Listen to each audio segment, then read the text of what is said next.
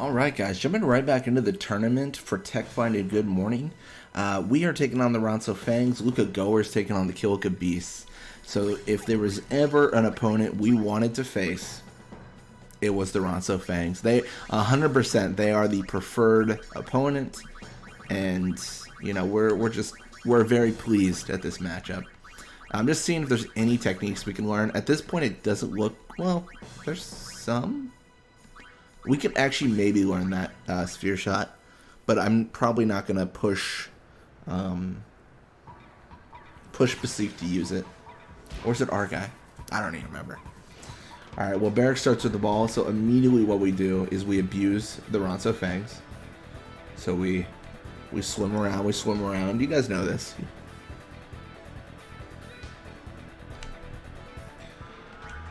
That's good.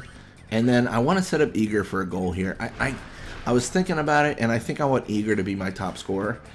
Reason being is if I'm facing... well, actually, let's wait a second here. There it is. If I'm facing the Kilika Beast, I actually prefer Eager to shoot because his shoot goes significantly higher than Blappa's. I mean, Blappa's great. He's lovely. He's just a peach. But the Kilika Beast, they're as much as I hate to admit it, they're playing some more serious Blitzball.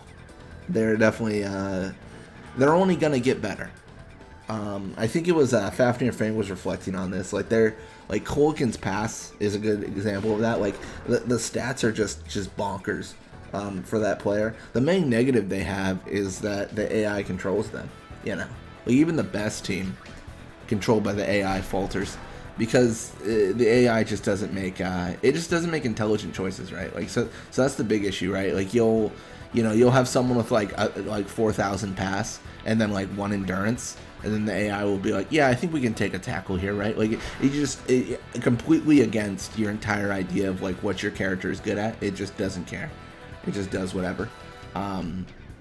So I think we can definitely roll through them based off of messing with the AI's movement when we have the ball, and the AI making bad choices when they have the ball. But there's always every dog has his day, right? Is that the phrase? Every dog has his day, and this might be the Kilika Beast's day, you know.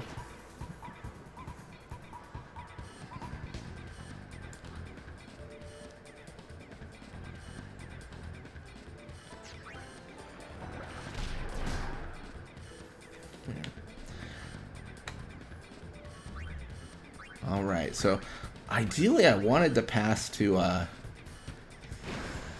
Judah and Lake Am, but I don't know if I'll be afforded that opportunity.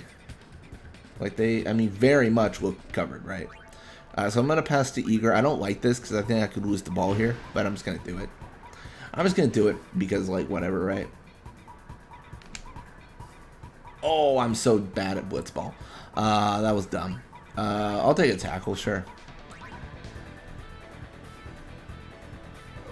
I guess in my defense, I did prefix it with I'm gonna lose the ball, or I'm probably gonna lose the ball, but it doesn't hurt any less. You know, this is also kind of a weird like observation, but with the amount of Blitzball I've played, like on the saves I've played, like Yuna has got to be the worst summoner in the world. Like let's be honest, like genuinely terrible. Like assuming let's get like assuming like. I don't know, Luca allows like 4 to 5 games a day of Blitzball, right? Like my Guardians and Summoner have spent around a month playing Blitzball when Sin's out there blowing up Kilika. No wonder the Kilika Beasts want to face us, honestly. They just want us to get back on track. They're like, oh, if they lose a game, maybe they'll actually beat Sin. No, well, even if we lose a game, we're not going to. Sin's gonna actually live forever on this save. Sin wins, actually. It's the victor of this save. This is what do you call it? This is the multiverse. Is what I'm in right now. So like every save is a different multiverse or universe, and in several of them, Sin's just living forever because we're just playing Blitzball. That's what's happening.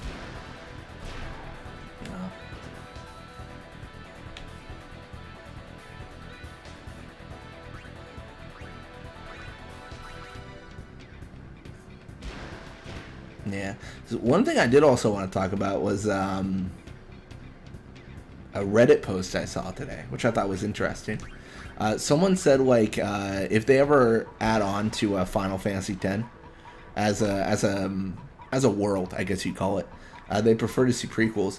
But it was actually interesting, like what they had recommended, which I think is actually fairly likely. They had said, gosh, I really wish I had their name, but they had said like if they add on to Final Fantasy X as a world, I'll blap more HP endurance shoot.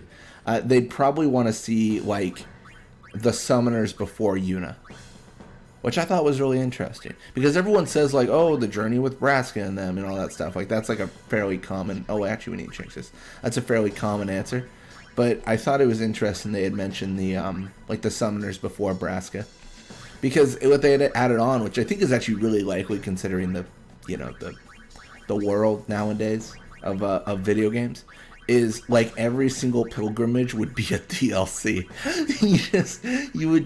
you would probably play like Braska's as the base game, and then every single other ones would be a DLC, which is, I don't know, that's a little bit annoying, but I thought I'm not commenting on whether or not that's good or bad. I'm just saying it's interesting, and I think that makes a lot of sense from like a business standpoint, because you're just milking people for money, and that's what they tend to like to do. But yeah, I just thought that was an interesting, because how many summoners?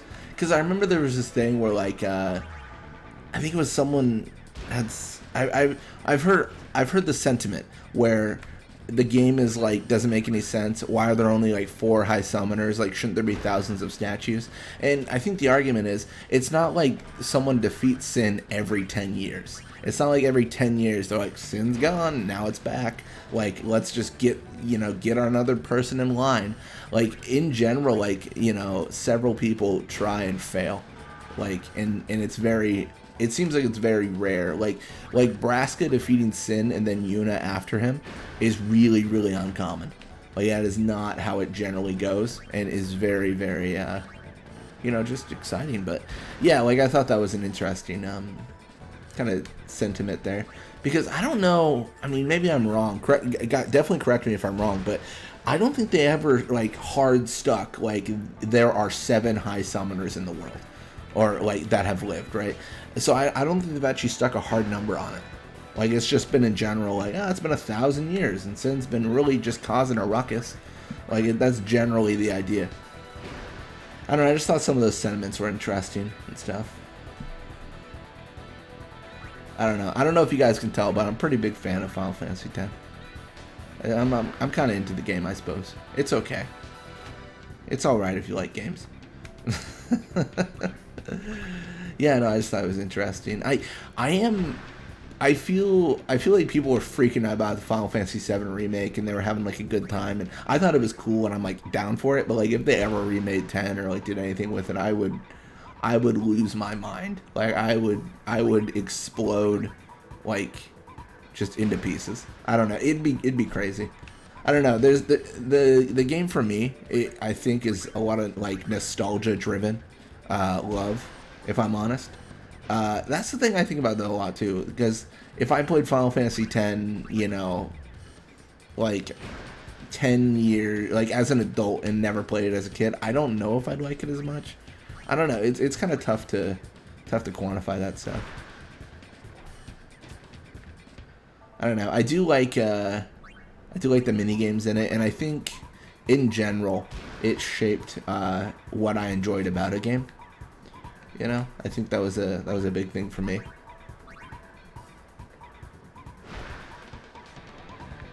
I guess some of the mini games though are like, I should say, when I say I like the mini games, I like some of the mini games. Lightning dodging and Chocobo Racer or Chocobo Catcher, or whatever you call it. Like, it's okay, but like, it's not. Lightning dodging especially is not fun. Like, Chocobo Racer, I kind of like enjoy more because it's more of a challenge. Like, it's an actual like challenge, but then the lightning dodging is just tedious, right? Like, I hate games where the thing you're trying to achieve is just a chore rather than a challenge.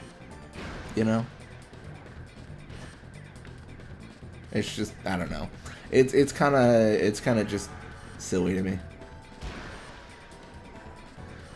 I don't know. I think I've talked about it before, but I would have preferred if they had some sort of like, even like a fetch quest for what the lightning dodging was.